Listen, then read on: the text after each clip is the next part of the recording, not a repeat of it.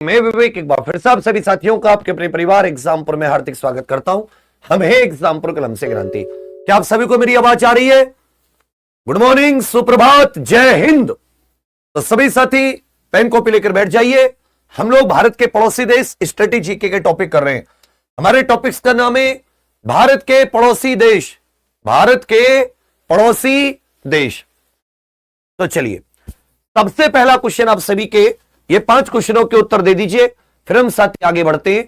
और आज मैंने एक तो अभी कुछ देर हम लोग पढ़ेंगे और आज रात को 9 बजे भी आपको एक बार मेरे साथ जुड़ना होगा, जिससे कि हम लोग ये टॉपिक अपने समाप्त कर दें।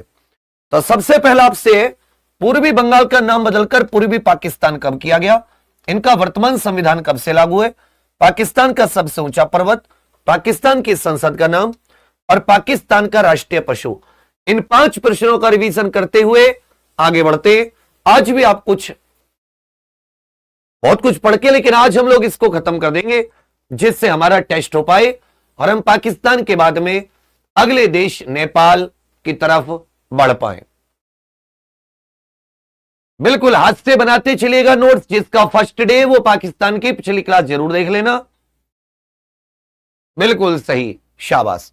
तो देखिए भैया, पूर्वी बंगाल का नाम बदलकर पूर्वी पाकिस्तान कब किया गया? 1955 में। पूर्वी पाकिस्तान का नाम बदलकर कब किया गया? दृष्टि का बिल्कुल सही उत्तर है बच्ची का। एक ये श्याम करके है, इनका भी बहुत अच्छा उत्तर है। मनोज जी का भी बहुत शाबाश।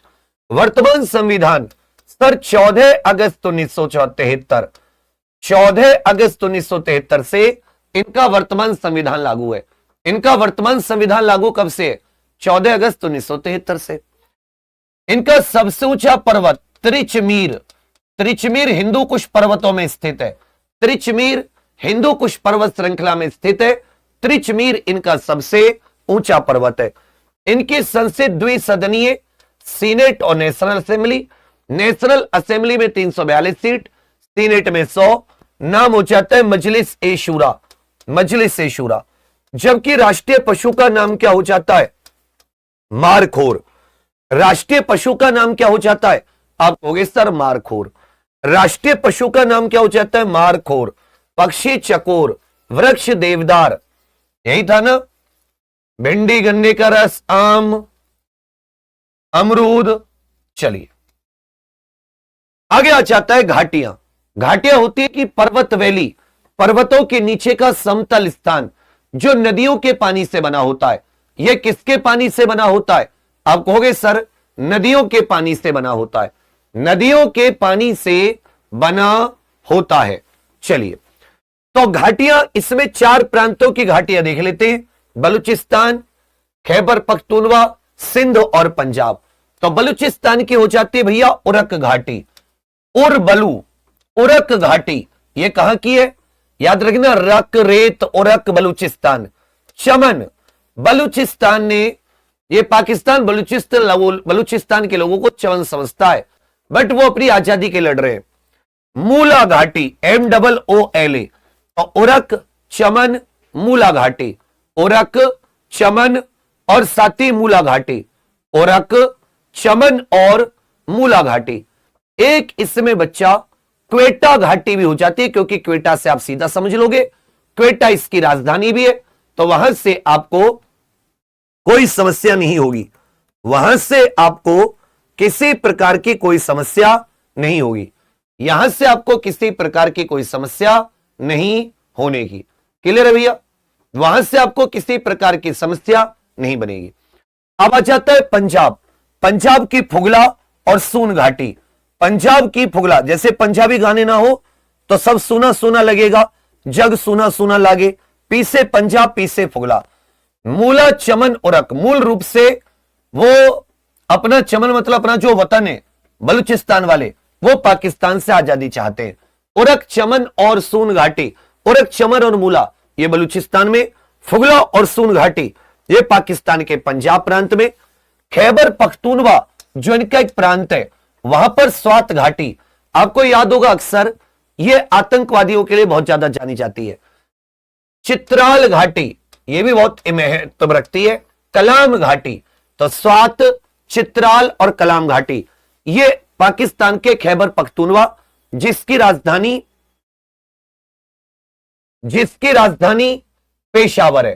तो स्वात घाटी, चित्राल घाटी, कलाम घाटी। खबर कर दो, चित्रकार आ रहे, कलम से लिख के खबर कर दो, ऐसे याद कर लेना। स्वात घाटी, तो स्वात, चित्राल और कलाम, ये तीनों खैबर पख्तूनवा। सून और फुगला ये हो जाती है आपकी पंजाब वाले प्रांत में। और जबकि उरक, चमन और मूला घाटी, उरक, चमन और मूला घाटी, उरक, चमन और मूला घाटी, उरक, चमन और मूला घाटी, बिल्कुल सही। ये हो जाती है बलूचिस्तान में। इसी प्रकार यहां का जो सिंध प्रांत है, यहां का जो सिंध प्रांत है, यहां का कौन सा प्रांत है? सिंध। तो सिंध प्रोविंस में भी, सिंध प्रोविंस में यहां पर एक नेग घाटी होती है। कौन सी घाटी? NAIG। हमें POK की घाटी, जो पाक ऑक्यूपाइड हमारा कश्मीर है, जो उनके पास गैर कानूनी तरीके से, नीलम घाटी हो गया जैसे, नीलम वैली। इसी प्रकार जो साथी गिलगिट बाल्टिस्तान है, वहां पर भी बहुत खूबसूरत क्षेत्र है वो, वहां पर भी कई सारी घाटियां, उनको मैं नहीं लिख रहा हूं क्योंकि उसने है तो भारत का क्षेत्र, पाकिस्तान उसको नाजायज तरीके से, गलत तरीके से कब्जाया हुआ है। तो खैबर पख्तूनवा, स्वात घाटी, चित्राल घाटी, कलाम घाटी। नेक घाटी हो जाती है सिंध में। जबकि याद रखिएगा, सून और फुगला पंजाब, उरक, चमन और मूला ये हो जाती है खैबर पख्तूनवा। आगे आ जाता है आपसे, यह साथी यहां का कोई टूरिस्ट मैप है, टूरिस्ट मैप है, वो आप थोड़ा सा ध्यान दीजिएगा। और इस समय हम लोग देखें तो ये हो जाती है स्वात घाटी, ये खैबर दर्रा, ये कौन सा दर्रा हो जाता है? खैबर दर्रा। याद रखिएगा, यही वो खैबर दर्रा है जिससे होकर हजारों आतताई, हजारों आक्रमण करने वाले विदेशी भारत में आए। यहीं से महमूद गजनवी आया, यहीं से मोहम्मद गौरी आया, ये खैबर दर्रे से ही, क्योंकि तब तक तो भारत यहीं तक था ना सब कुछ। तब तक ये तक्षशिला विश्वविद्यालय, ये पेशावर, ये साथी इस्लामाबाद, लाहौर, ठीक है भैया, यहां पर ये वाघा बॉर्डर हो जाता है भारत के पंजाब के साथ, भारत के पंजाब के साथ। ये ऊपर जो हमारा हिस्सा है जो POK के नाम से उसने कब्जा रखा है, स्कार्डू, हुंजा, गिलगिट, ये सारे के सारे, कगान वैली आदि। इधर आप देखोगे ये सिंध में मोहनजोदाड़ो हो जाता है, इधर ये कराची हो जाता है, ये इनका ग्वादर बंदरगाह है। ग्वादर बंदरगाह को इन्होंने ओमान से खरीदा था। किससे खरीदा था? ओमान से, ओमान से खरीदा था। ग्वादर बंदरगाह को पाकिस्तान ने किससे खरीदा था? ओमान से खरीदा था। ओमान नाम का जो देश है, ओमान नाम का जो देश है, ये क्वेटा। तो याद रखिएगा, लाहौर में कौन कौन सी, जो पंजाब पाकिस्तान में है उसकी राजधानी है लाहौर, रावी नदी के किनारे। कौन सी नदी के किनारे? रावी रिवर के किनारे। आप जानते हैं लाहौर बहुत फेमस भी रहा है स्वतंत्रता सेनानियों के, जैसे शहीद आजम सरदार भगत सिंह जी की जन्मस्थली भी है। और आप ये भी जानते हैं कि 1929 का जो कांग्रेस का लाहौर अधिवेशन था लाहौर में हुआ था। यहीं पर 1940 में मुस्लिम लीग का अधिवेशन भी हुआ। तो मीनारे पाकिस्तान, बादशाही मस्जिद, कोई आप बताएगा कि भाई बादशाही मस्जिद ये किसने बनवाई थी? और यहीं पर अनारकली को चिनवाया गया था दीवार में।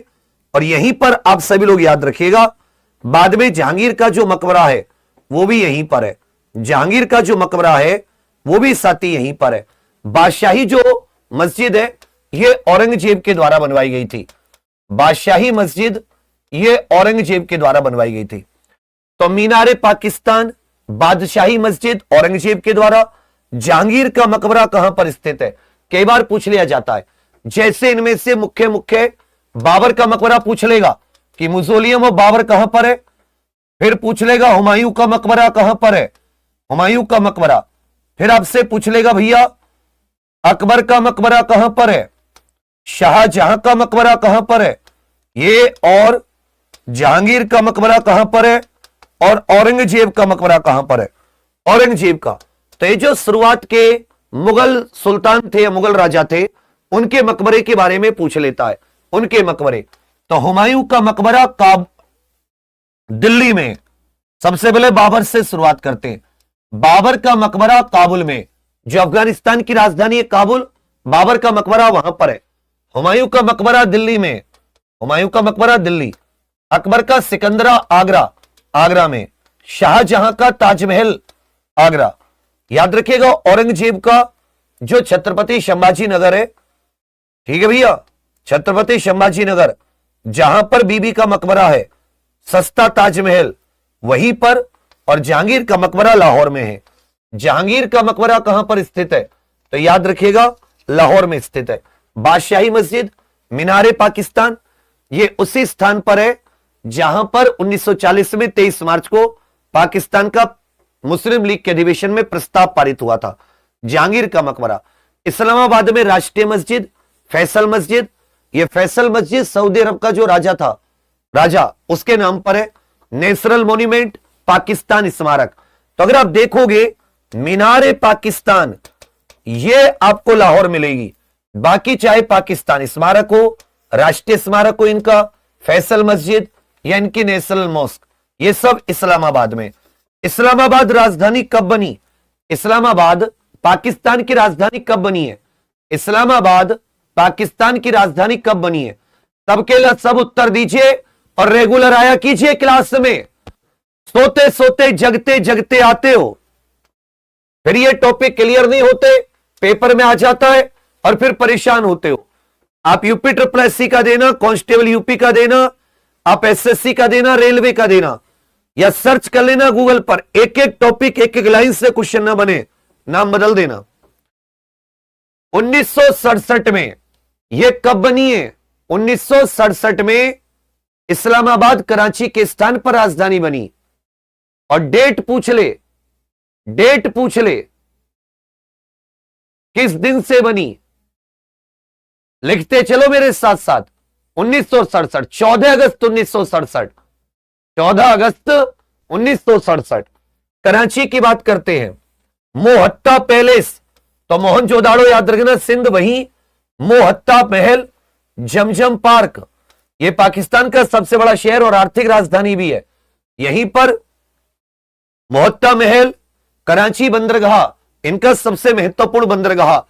1971 के युद्ध में ऑपरेशन ट्राइडेंट के तहत, ऑपरेशन ट्राइडेंट करके हमारी नौसेना ने एक ऑपरेशन चलाया था।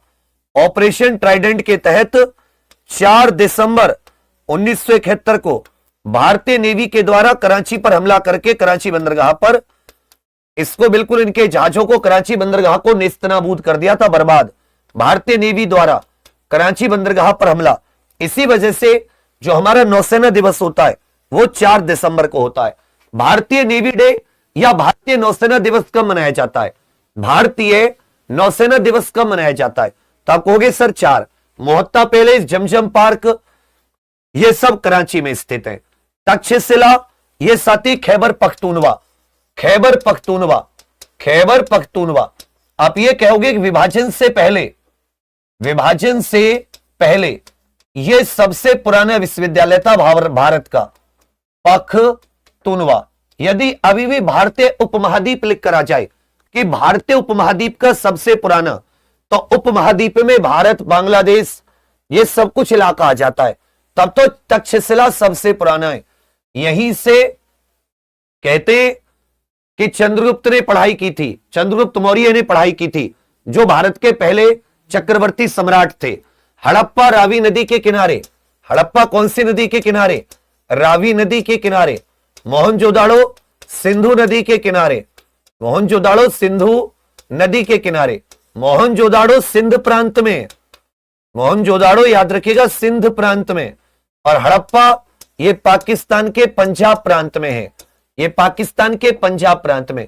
चन्हूदारो, ये सारी की सारी जो सिंधु घाटी सभ्यता है उसका स्थान था, जो सिंधु घाटी सभ्यता है ये उसका स्थान, जो सिंधु घाटी सभ्यता है ये उसका। अगर भारतीय उपमहाद्वीप का आ जाए तो अच्छे से याद रखेगा मेरे भाई, भारतीय उपमहाद्वीप का सबसे पुराना तक्षशिला विश्वविद्यालय, सबसे पुराना तक्षशिला विश्वविद्यालय, सबसे पुराना तक्षशिला विश्वविद्यालय। याद रखेगा पाणिनि, जिन्होंने अष्टाध्यायी लिखी है, चंद्रगुप्त मौर्य, चाणक्य, चरक, जीवक, कुमारलता, ये सब यहां के कुछ फेमस स्टूडेंट थे। ये सब तक्षशिला विश्वविद्यालय के कुछ फेमस स्टूडेंट थे। चरक, जीवक, जो गौतम बुद्ध जी के समय पर एक डॉक्टर थे, चरक, जीवक आदि, ये सब यहां के क्या रहे हैं, स्टूडेंट या टीचर। हड़प्पा रावी नदी के किनारे पंजाब प्रांत में, मोहनजोदाड़ो सिंधु नदी के किनारे सिंध प्रांत में। हड़प्पा और मोहनजोदाड़ो को जुड़वा शहर भी कहा जाता है, इनको जुड़वा शहर भी कहा जाता है। ये यहां के कुछ फेमस टूरिस्ट प्लेस हो जाती है। त्योहार, क्योंकि यहां पर जो धर्म है, बहुसंख्यक के तौर पर भी कह लो, मेजोरिटी बहुसंख्यक के तौर पर, और जो यहां का राज्य के धर्म वो इस्लाम है, तो ज्यादातर जो फेस्टिवल है वो मुस्लिम फेस्टिवल है। प्रमुख त्योहार देखेंगे, ईद उल फितर, ईद उल अजहा, शब बारात, ईद मिलाद उन नबी, मुहर्रम, ये सारे के सारे त्योहार यहां पर प्रमुख तौर पर। कुछ हिंदू और अन्य धर्मों की अल्पसंख्यक आबादी भी है, तो दिवाली, होली आदि ये त्योहार भी कुछ आबादी के द्वारा मनाए जाते हैं। फिर आ जाता है साथी बसंत, तो है ही।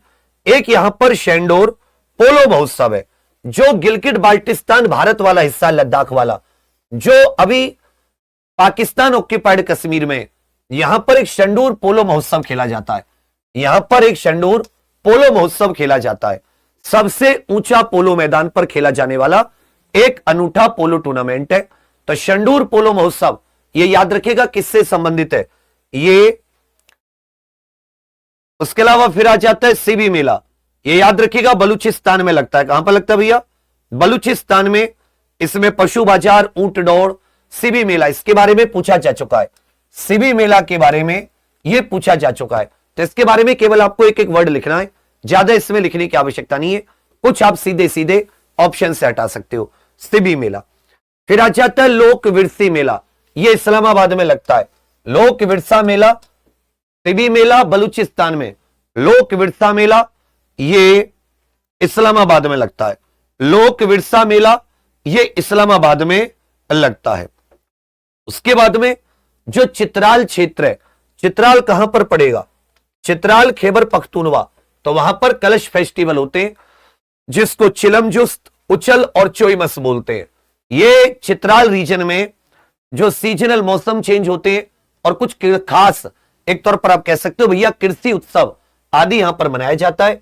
कहां, खैबर पख्तूनवा के चित्राल में, खैबर पख्तूनवा के चित्राल में।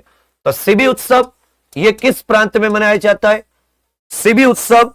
लोक विरसा मेला यह कहां पर मनाया जाता है, लोक विरसा मेला। कलश उत्सव यह कहां पर मनाया जाता है, शेंडूर पोलो महोत्सव, शेंडूर पोलो महोत्सव यह कहां पर मनाया जाता है। तो शेंडूर पोलो महोत्सव कहां पर मनाया जाता है, सीबी मेला बलूचिस्तान, सीबी मेला बलूचिस्तान। लोक विरसा मेला इस्लामाबाद। कलश उत्सव याद रखिएगा, ये हो जाते आपके खैबर पख्तूनवा केपी के। और शेंडूर पोलो गिलगिट बाल्टिस्तान, जो भारत के लद्दाख के हैं, लेकिन पाकिस्तान ने अनधिकृत तरीके से इन पर कब्जा किया हुआ है, अनऑथोराइज्ड इलीगल कब्जा किया हुआ है, गैर कानूनी कब्जा। के बाद में आ जाता है नौरोज, नौरोज मेला चिरागन, यह याद रखिएगा लाहौर में मनाया जाता है। लाल हुसैन की दरगाह पर मेला चिरागन, यह लाहौर का उत्सव है।